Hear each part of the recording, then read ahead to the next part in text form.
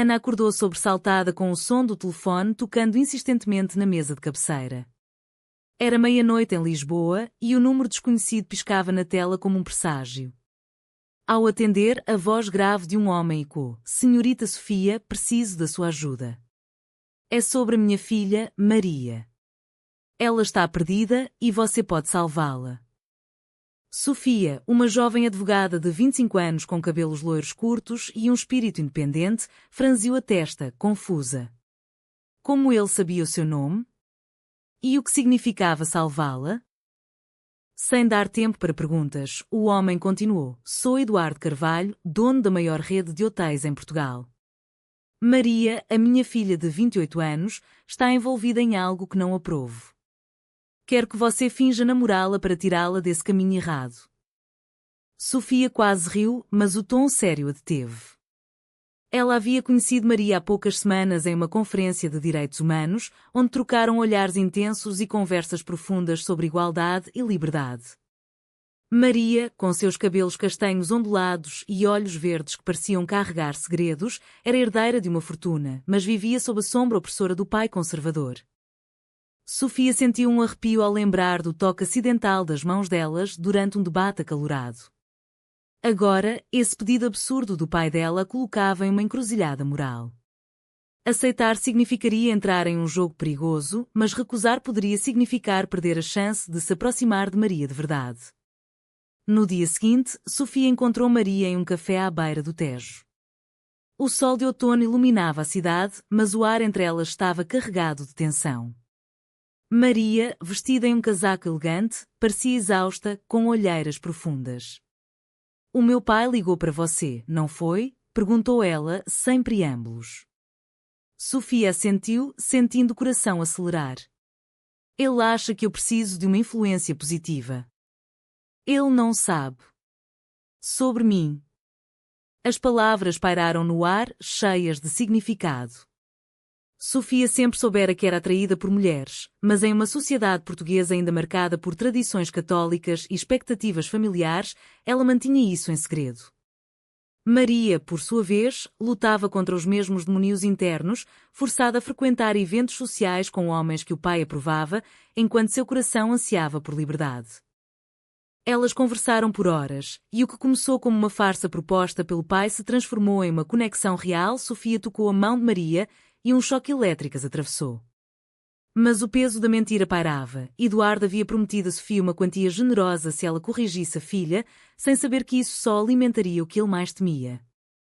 À noite, Sofia deitou na cama, uma mente em turbilhão. Aceitar o dinheiro era uma traição? Ou era uma oportunidade para ajudar Maria a se libertar? Os conflitos internos a consumiam, a lealdade à própria identidade versus a pressão financeira, já que ela lutava para pagar as dívidas da faculdade. Maria, em sua mansão em Sintra, chorava sozinha, dividida entre o dever filial e o desejo crescente por Sofia. O pai a vigiava de perto, com empregados relatando cada movimento. No dia seguinte, elas se encontraram novamente, desta vez em um parque. Maria confessou: "Eu sinto algo por você que nunca senti por ninguém. Mas o meu pai. Ele destruiria tudo."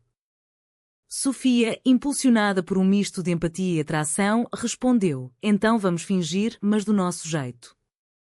Elas deram as mãos, selando um pacto que as levaria a um abismo de emoções. Mas o primeiro beijo, escondido atrás de uma árvore, foi interrompido por um flash de câmara. Alguém as observava? O pânico se instalou. Sofia voltou para casa, o telefone tocando novamente. Era Eduardo. "Como está indo? Já a convenceu a mudar?" Ela mentiu, sentindo o estômago revirar. A farsa começava a corroer sua alma. Maria, por sua vez, enfrentava a mãe, que suspeitava de algo. "Você precisa casar com um homem decente, como o seu pai quer", disse a mãe, e quando as normas sociais que sufocavam gerações. Maria rebateu: "E se eu não quiser?" A discussão escalou, deixando Maria isolada. Os dias seguintes foram uma montanha-russa. Sofia e Maria trocavam mensagens secretas, planeando encontros furtivos. Em uma noite chuvosa, elas se refugiaram em um bar em Alfama, onde o fado ecoava tristezas antigas. Ali, Maria abriu o coração: eu cresci vendo meu pai controlar tudo. Ele acha que amor é posse. Sofia compartilhou sua própria história, órfã de mãe, criada por uma avó rígida que a forçava a esconder sua orientação. A conexão aprofundava, mas o risco aumentava. Eduardo marcou um jantar familiar, convidando Sofia como amiga. Na mesa opulenta, ele observava, satisfeito com a aparente influência positiva. Mas sob a mesa, as mãos delas se tocavam, um ato de rebelião silenciosa. A tensão era palpável e Sofia sentia o peso da duplicidade. Ao final da noite, Maria sussurrou: eu não aguento mais fingir. Sofia respondeu: então paremos de fingir para ele e sejamos reais para nós. Mas o que viria a seguir? A escolha delas as levaria a um confronto inevitável. Os dias se transformaram em semanas e a relação entre Sofia e Maria ganhava contornos mais definidos, mas também mais perigosos. Eduardo, o pai controlador, continuava a monitorar de longe, enviando mensagens a Sofia pedindo atualizações. Ela parece mais feliz, escreveu ele uma vez, sem imaginar que a felicidade vinha de um amor que ele abominaria. Sofia, atormentada pela culpa, debatia internamente. O dinheiro prometido poderia mudar sua vida, pagar suas dívidas e permitir que ela abrisse seu próprio escritório de advocacia especializada em direitos LGBT. Mas a que custo? Trair Maria seria trair a si mesma. Em uma tarde ensolarada em Belém, elas passearam pelos jardins, fingindo ser apenas amigas para os olhares curiosos. Maria parou de repente. Eu ouvi o meu pai falando com a minha mãe. Ele planeia-me casar com o filho de um parceiro de negócios. Sofia sentiu um aperto no peito. Você vai aceitar? Maria negou veementemente: nunca. Mas se eu recusar, ele me deserdará. A pressão familiar era sufocante. Em Portugal, onde as tradições ainda ditavam casamentos arranjados em círculos abastados, Maria se via encurralada. Sofia, vinda de uma família modesta, entendia o abismo social. Eu não tenho nada a perder, mas você tem tudo. Elas discutiram opções, mas cada caminho levava a uma perda. Nessa noite, Sofia confidenciou a uma amiga próxima, Rita, sobre o dilema. Rita, uma ativista lésbica assumida, alertou: isso é perigoso. A sociedade aqui ainda julga e um homem como Eduardo pode destruir vidas. Sofia assentiu, mas o amor por Maria cegava. No dia seguinte, um encontro inesperado abalou tudo. Eduardo apareceu no apartamento de Sofia, imponente em seu terno caro. Eu sei que você está ajudando, mas preciso de mais. Convença-a a sair com o João. Sofia engoliu em seco, fingindo concordar, mas internamente revoltada. Por quê? Ela merece escolher. Eduardo riu. Escolher? Ela é minha filha. Eu sei o que é melhor. A conversa deixou Sofia abalada, questionando sua própria moralidade ao aceitar o papel nessa farsa. Maria, enquanto isso, enfrentava o pretendente imposto. João, um jovem empresário, era educado, mas sem faísca. Durante um jantar forçado, Maria o rejeitou sutilmente, mas ele insistiu: seu pai aprova. Isso é o que importa. Ela fugiu do restaurante, correndo para os braços de Sofia. Ali, em um abraço apertado, elas choraram juntas. Eu não posso mais viver assim, disse Maria. Sofia respondeu: então fuja comigo. Mas a ideia era arriscada. Maria dependia financeiramente do pai e Sofia mal se sustentava. Os conflitos internos se intensificavam. Sofia sonhava com uma vida livre, mas temia o julgamento social. Em uma manifestação pelos direitos LGBT em Lisboa, elas se juntaram anonimamente, sentindo a energia da multidão. Mas um fotógrafo capturou uma imagem delas de mãos dadas e o medo de exposição cresceu. Eduardo, ao ver a foto em um jornal local, enfureceu-se, mas ainda não conectava os pontos. Ele chamou Maria para uma conversa. O que você está fazendo com essa gente? Maria defendeu: são direitos humanos, pai. Ele rebateu: não na minha família. A discussão escalou para gritos, deixando Maria ferida emocionalmente. Ela ligou para Sofia aos prantos, ele me chamou de ingrata. Sofia a consolou, mas sentia a rede se fechando. Em uma decisão impulsiva, elas planejam uma viagem secreta para o Alentejo, para respirar. Lá, em uma pousada isolada, elas conversaram sobre o futuro. Se eu contar a verdade, perco tudo, disse Maria. Sofia rebateu, mas ganha a si mesma. O retorno trouxe mais tensão. Rita, a amiga de Sofia, descobriu o acordo com Eduardo e confrontou. Você está traindo ela por dinheiro? Sofia negou, mas a semente da dúvida foi plantada. Maria ouviu uma conversa por acidente e sentiu-se traída. Você aceitou dinheiro do meu pai? A briga foi intensa, com acusações voando. Maria saiu correndo, deixando Sofia em pedaços. A dor da separação era aguda, Sofia questionava se o amor valia o preço. Maria, sozinha em casa, debatia confrontar o pai. A sociedade portuguesa, com suas igrejas imponentes e famílias tradicionais, pesava sobre ela. No final da semana, Eduardo marcou outro jantar, desta vez com João presente. Maria apareceu, mas seu coração estava em outro lugar. Sofia, do lado de fora, esperava um sinal. A noite terminou em caos quando Maria rejeitou João abertamente. Eu amo outra pessoa. Eduardo explodiu. Quem? Maria hesitou, mas o nome de Sofia escapou. O silêncio que se seguiu foi ensurdecedor. O confronto com Eduardo marcou o início de uma espiral descendente. Ele, vermelho de raiva, expulsou Maria de casa naquela noite. Se você escolher esse caminho pecaminoso, não é mais minha filha. Maria, com lágrimas nos olhos, pegou apenas uma mala e correu para o apartamento de Sofia. Eu perdi tudo por você, disse ela, entre soluços. Sofia abraçou, mas o peso da responsabilidade esmagava.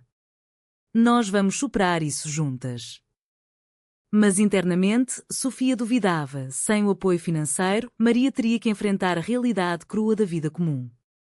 Os dias seguintes foram de adaptação forçada. Maria, acostumada ao luxo, agora dividia um pequeno apartamento em bairro alto, lutando com contas e empregos precários. Sofia ajudou a encontrar um trabalho como professora de arte, mas o stress minava a relação. Eu sinto falta da minha vida antiga, confessou Maria uma noite. Sofia rebateu, aquela vida era uma prisão. A discussão escalou, revelando rachaduras. Enquanto isso, Eduardo não desistia. Ele contratou um detetive para vigiar as duas, coletando provas do relacionamento. Em uma sociedade onde o casamento gay era legal, mas o preconceito persistia em camadas conservadoras, ele planeava usar isso para desacreditar Maria. Sofia, no trabalho, enfrentava olhares julgadores após rumores se espalharem. Uma colega comentou: cuidado, as pessoas falam. Sofia sentiu a pressão social, questionando se valia expor-se. Rita, a amiga, ofereceu apoio, mas alertou: vocês precisam ser fortes, ou isso os destruirá. Uma traição inesperada veio de João. Ferido pela rejeição, ele vazou fotos delas para a imprensa local, rotulando como escândalo na alta sociedade. O artigo saiu Herdeira Carvalho em romance proibido. Eduardo, ao ler, sofreu um colapso emocional, hospitalizado com pressão alta. Maria soube e correu para o hospital, dividida entre raiva e preocupação. Pai, porquê? Perguntou ela ao lado da cama. Ele respondeu fraco: eu queria proteger você. Mas a proteção era controle disfarçado. Sofia esperava do lado de fora, sentindo-se excluída. A visita reacendeu dúvidas em Maria, e se eu puder consertar isso? Sofia, ao ouvir, sentiu-se traída. Você voltaria para ele? A briga foi feroz, com Maria saindo para refletir. Sozinha, ela caminhou pelas ruas de Lisboa, confrontando seus demónios internos. O amor por Sofia era real, mas o laço familiar a puxava. De volta, elas se reconciliaram, mas a ferida permanecia. Eduardo, recuperado, chamou Maria para uma reunião. Volte, e eu esqueço tudo. Case com João. Maria recusou, eu amo Sofia. Ele rebateu, isso é uma fase. A sociedade não aceita. As palavras ecoavam os preconceitos enraizados. Maria saiu fortalecida, mas o custo era alto, ele cortou todo apoio. Sofia, para ajudar, aceitou um caso pro bono defendendo uma mulher lésbica discriminada no trabalho, mergulhando em ativismo. Mas o caso expôs mais, trazendo ameaças anônimas. Uma noite, alguém pichou pecadoras na porta delas. O medo se instalou. Maria, em pânico, sugeriu, talvez devêssemos nos separar por um tempo. Sofia negou, isso é o que eles querem. A tensão culminou em uma manifestação onde Sofia discursou, amor não é crime. Maria aplaudiu, mas João apareceu, confrontando, você destruiu a vida dela. A briga física quase eclodiu, mas policiais intervieram. De volta em casa, Maria confessou, eu traí sua confiança no início, duvidando. Sofia admitiu, eu aceitei o dinheiro por desespero. A honestidade as uniu, mas o dano estava feito. Eduardo, vendo o caos, refletiu pela primeira vez. Ele ligou para Sofia, você a ama de verdade? Sofia afirmou, mais que tudo. Ele desligou, plantando uma semente de dúvida em si mesmo. Mas o abismo crescia. Maria adoeceu de estresse, forçando Sofia a cuidar dela. Os papéis se inverteram e Sofia questionava, valeu o preço? A resposta viria em um confronto final. Com Maria enfraquecida pelo estresse, Sofia assumiu o fardo de sustentar as duas, trabalhando horas extras. O apartamento apertado em Lisboa tornava-se um refúgio e uma prisão. Maria, recuperando-se lentamente, via o sacrifício de Sofia e sentia culpa. Eu trouxe isso para você. Sofia respondia, nós escolhemos isso. Mas internamente, o ressentimento borbulhava. Eduardo, em sua mansão vazia, enfrentava sua própria crise. A esposa o confrontava, você perdeu nossa filha por orgulho. Ele admitia, eu temi o que as pessoas diriam. Os preconceitos sociais, enraizados em uma educação católica rígida, o cegavam. Ele decidiu agir, mas de forma errada, ofereceu dinheiro a Sofia para deixar Maria. Leve isso e vá embora, disse em uma reunião secreta. Sofia recusou veementemente, você não pode comprar amor. A rejeição o enfureceu, levando a espalhar rumores no círculo social, isolando-os mais. Maria descobriu e confrontou o pai, você é um monstro aqui. A briga foi definitiva, rompendo laços.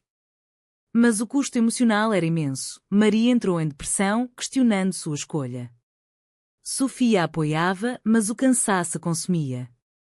Rita sugeriu terapia e elas começaram sessões, explorando traumas.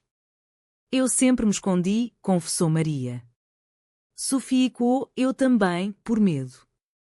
A terapia revelava camadas, a pressão familiar moldara Maria em uma marionete, enquanto Sofia lutava contra inseguranças financeiras. Um golpe veio quando o emprego de Sofia foi ameaçado por conflitos de interesse, na verdade, preconceito. Ela perdeu o caso pro bono, sentindo-se derrotada. Tudo por nada, desabafou. Maria a motivou, não por nós. Mas a realidade batia, contas acumulavam e Maria considerou voltar. Só para pegar dinheiro e fugir. Sofia viu isso como traição. Você usaria ele? A discussão escalou, levando a uma separação temporária. Maria foi para um hotel, refletindo sozinha. Lá, encontrou João por acaso, que tentou reconquistá-la. Seu pai me pediu. Ela o rejeitou, mas a tentação de estabilidade a abalou. De volta, contou a Sofia, que sentiu ciúmes irracionais. Você pensou nisso? Maria negou, mas a confiança abalada. O clímax veio em uma festa de família que Maria decidiu invadir. Com Sofia ao lado, elas enfrentaram Eduardo publicamente. Eu amo ela, e você precisa aceitar, declarou Maria. Eduardo, perante convidados chocados, hesitou, isso destrói nossa reputação. Sofia interveio, reputação ou felicidade? A cena terminou em silêncio constrangedor, com Eduardo saindo. Mas o dano social foi feito, amigos viraram as costas. Maria e Sofia, agora ostracizadas, debateram emigrar. Para a Espanha, onde é mais aceito, sugeriu Sofia. Maria concordou, mas o preço era deixar raízes. Na véspera da partida, Eduardo apareceu. Não vá. Eu errei. Maria perdoou parcialmente, mas você precisa mudar. Ele prometeu tentar, mas o abismo permanecia. Elas partiram, mas o trem descarrilou metaforicamente quando Maria recebeu uma herança condicional. Volte sozinha. Ela rasgou o documento, escolhendo Sofia. O sacrifício as uniu, mas as cicatrizes doíam. Em Madrid, Sofia e Maria reconstruíam a vida, longe do jugo de Eduardo. O novo ambiente, mais acolhedor, permitia que vivessem abertamente, mas as sombras do passado persistiam. Sofia encontrou trabalho em uma ONG de direitos humanos, enquanto Maria lecionava arte, florescendo criativamente. Aqui, eu sou eu mesma, disse Maria uma tarde, pintando um retrato de Sofia. Mas ligações de Eduardo interrompiam a paz. Volte, filha. Eu mudei. Maria duvidava. Mudou mesmo? Ele admitia erros, mas pedia tempo. A mãe, agora aliada, mediava. Deu uma chance a ele. Maria visitou Portugal sozinha, testando águas. Eduardo, envelhecido pelo remorso, confessou: eu temi perder você para o mundo. Maria rebateu: você me perdeu por tentar controlar. A conversa foi catártica, levando a uma reconciliação tênue. De volta a Madrid, Maria compartilhou: ele está tentando. Sofia, cautelosa, apoiou, mas não às nossas custas. Os meses trouxeram crescimento. Elas participaram de eventos LGBT, inspirando outras. Mas um revés veio quando João, vingativo, processou Maria por difamação, alegando mentiras. Sofia defendeu-a no tribunal português, enfrentando preconceitos. Amor não é crime, argumentou. Elas venceram, mas o stress reacendeu velhas feridas. Maria questionou: valeu tudo isso? Sofia afirmou: sim, por nós. Eduardo, vendo a vitória, finalmente aceitou: eu estava errado. Ele as visitou em Madrid, awkward mas sincero. Bem-vindas à família, disse, estendendo a mão. Maria abraçou, mas Sofia manteve distância. O perdão era um processo. Anos depois, de volta a Lisboa para um evento familiar, elas refletiam no Tejo. Nós pagamos caro, disse Sofia. Maria assentiu, mas ganhamos liberdade. A jornada as transformara, de vítimas de sociedade a agentes de mudança. Rita as elogiou: vocês inspiram. Mas o custo, laços rompidos, corações feridos, permanecia. No final, elas se casaram em uma cerimônia simples, com Eduardo presente, simbolizando cura. Mas a pergunta pairava: foi certo desafiar tudo por amor ou o preço foi alto demais para justificar?